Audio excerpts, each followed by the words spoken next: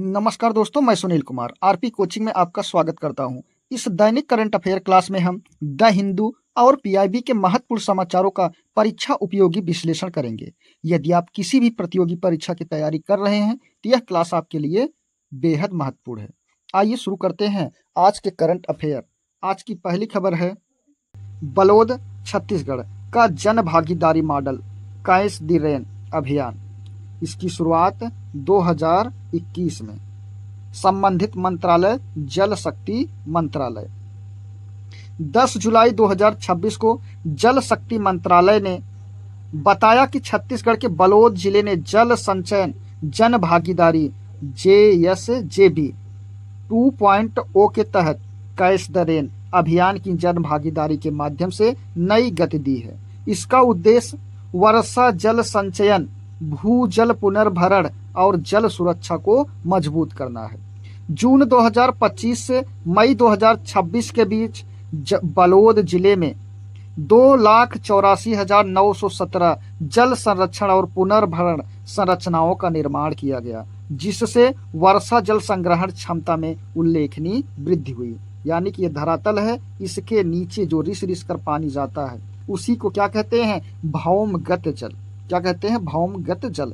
इसके लिए बलौद जिले में कितना 2,84,917 जल संरक्षण और पुनर्भरण संरचनाओं का क्या किया गया? निर्माण। जैसे किसका? तालाब का। जैसे किसका? कुएं का। तावेरा नाला 14.3 किलोमीटर का पुनर्जीवन किया गया, जिसके तहत 6,250 से अधिक जल संरक्षण संरचनाएं, जिसमें चेक डैम, सोक पिट, मैजिक पिट, इंजेक्शन वेल, वर्षा जल संचयन प्रणाली आदि बनाई गई। इससे 6.5 करोड़ लीटर अतिरिक्त वर्षा जल संरक्षण तथा भूजल स्तर में 5 से 10 फीट तक सुधार की संभावना है। ग्राम पंचायतों, स्थानीय समुदायों और जिला प्रशासन की सहभागिता से रिचार्ज पिट, किसकी बात हो रही है? Recharge pit, check dam, contour trench, recharge shaft एवं सामुदायिक बांध जैसी संरचनाओं ने सिंचाई, भूजल पुनर्भरण और कृषि उत्पादकता को बढ़ावा दिया। बलौद का मॉडल जन भागीदारी से जल संरक्षण का सफल उदाहरण है। यह दर्शाता है कि सामुदायिक सहभागिता के माध्यम से जल सुरक्षा, भूजल संरक्षण और जलवायु परिवर्तन के प्रति लचीलापन बढ़ाया जा सकता है तथा कैच द रेन अभियान को जन आंदोलन बनाया जा सकता है। अगली खबर है, अधिक अल्कोहल युक्त दवाओं के विनियम हेतु औषधि नियम 1945 में संशोधन। कब में? 1945 में। जो जन औषधि अधिनियम 1945 का था, उसमें क्या होता है? संशोधन। 10 जुलाई 2026 को स्वास्थ्य एवं परिवार कल्याण मंत्रालय, इसने औषधि नियम 1945 में क्या किया है? संशोधन। अब अधिक अल्कोहल युक्त औषधि उत्पादों के दुरुपयोग को रोकने तथा नियामक निगरानी को सुदृढ़ करने का निर्णय लिया है। जो क्या है? अधिक अल्कोहल युक्त जो दवाएं हैं उसका दुरुपयोग बड़े पैमाने पर हो रहा था, उसके लिए तमाम प्रकार के कठोर नियम बनाए गए हैं। अब 30 मिलीलीटर से अधिक मात्रा में 12% से अधिक एथिक अल्कोहल युक्त औषधियां अनुसूची के की छूट के दायरे से बाहर होंगी। जो अनुसूची के थी, इसमें क्या था? 1945 के अनुसूची के, इस अधिनियम का अनुसूची के जो था, इसमें क्या था? बहुत सारी ये जो दवाएं हैं, इसको आप बिना किसी डॉक्टर की सलाह से, बिना किसी डॉक्टर के पर्चे से आप ले सकते थे। यह इसके तहत छूट दी जाती थी, लेकिन अब ये छूट के दायरे से बाहर हो गई हैं। जो 30 मिलीलीटर से अधिक मात्रा में कितना 12% से अधिक एथिक अल्कोहल वाली औषधियां हैं। देसी दवाओं को औषधि नियम 1945 की सूची H1 में शामिल किया गया। H1 में क्या होगा? अब बिना डॉक्टर की सलाह के, बिना डॉक्टर के पर्चे के अब दवा नहीं दी जाएगी। अब इसकी बिक्री केवल पंजीकृत चिकित्सक, जो रजिस्टर्ड डॉक्टर हैं, उन्हीं के पर्चे पर होगी, ताकि बिक्री और क्या होगा? बिक्री का रिकॉर्ड भी रखना अनिवार्य होगा। इस संशोधन से 80 से 90% तक एथिक अल्कोहल युक्त औषधिक उत्पादन के दुरुपयोग, अवैध बिक्री, हेराफेरी पर रोक लगेगी तथा वैध चिकित्सक उपयोग के लिए इनकी सुरक्षित उपलब्धता सुनिश्चित होगी। सरकार का उद्देश्य औषधि उत्पादों के तर्क संगत एवं जिम्मेदार उपयोग, सार्वजनिक स्वास्थ्य की सुरक्षा तथा दवा आपूर्ति प्रणाली में पारदर्शिता और नियामक नियंत्रण को और क्या करना है, मजबूत करना है। आज की अगली खबर है, दिल्ली वन रोपण अभियान एवं औषधि पौध वन। 10 जुलाई 2026 को केंद्रीय आयुष मंत्री स्वतंत्र प्रभार, नाम क्या है, श्री प्रताप राव जाधव ने दिल्ली सरकार के वन रोपण अभियान की सराहना करते हुए शहरी वनों में औषधि पौधों को शामिल करने का सुझाव दिया है।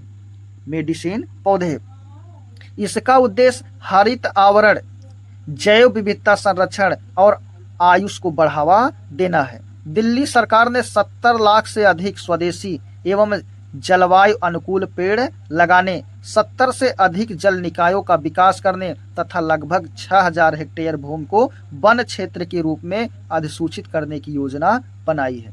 केंद्रीय मंत्री ने प्रस्तावित 8 वनों में कम से कम 20% क्षेत्र औषधि पौधों के लिए आरक्षित होंगे, यानी 20% क्या लगाया जाएगा, सिर्फ औषधि पौधे आरक्षित करने अथवा 2 समर्पित औषधि वन विकसित करने का सुझाव दिया,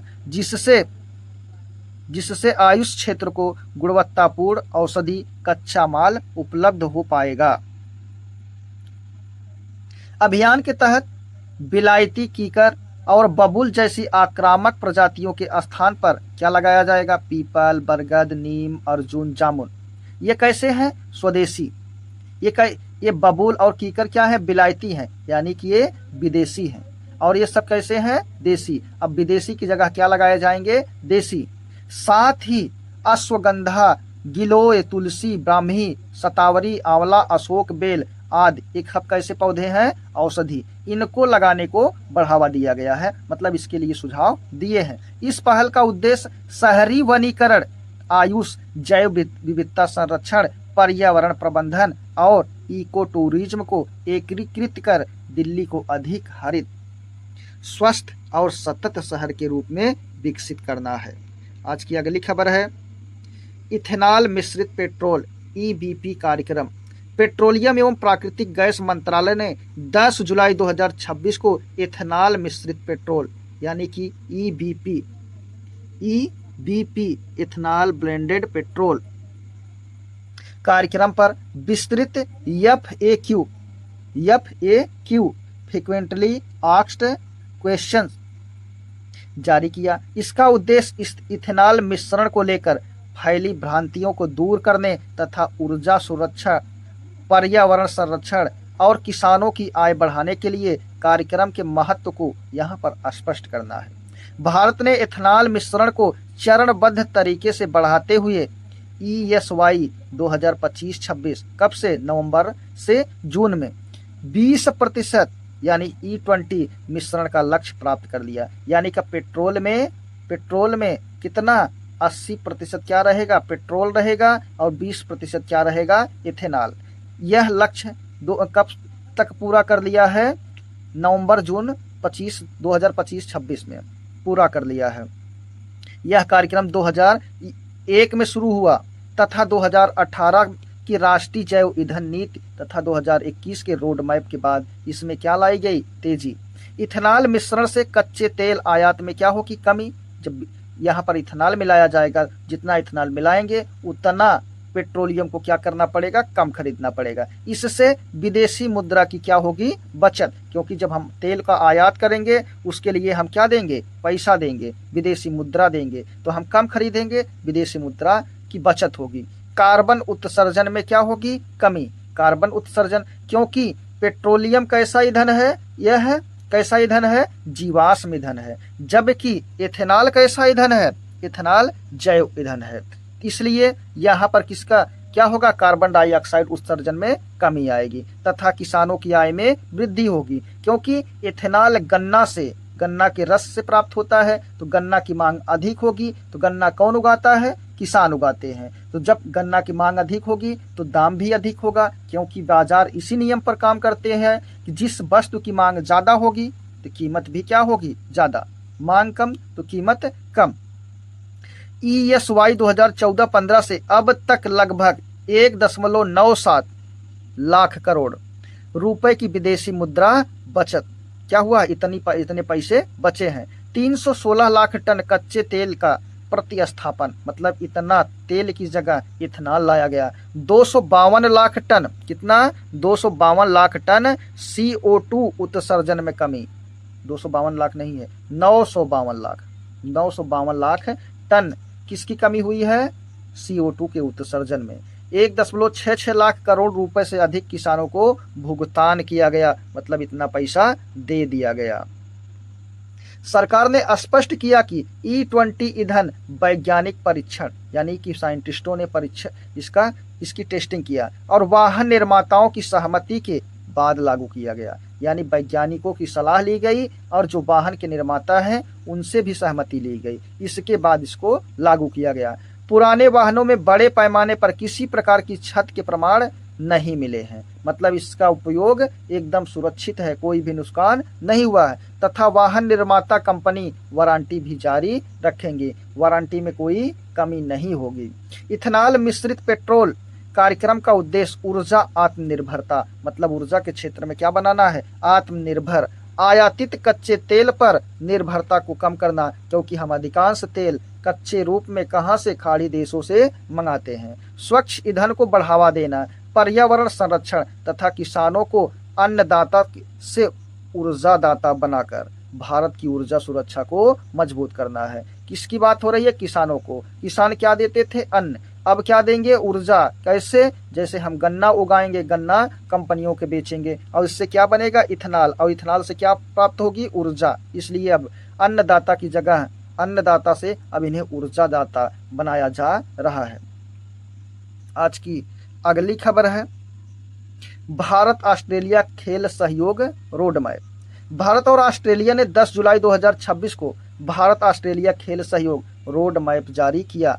2023 के खेल सहयोग समझौते पर आधारित है, जिसका उद्देश्य दोनों देशों के बीच खेल क्षमता निर्माण, खेल विज्ञान और खेल उद्योग में सहयोग को मजबूत करना है।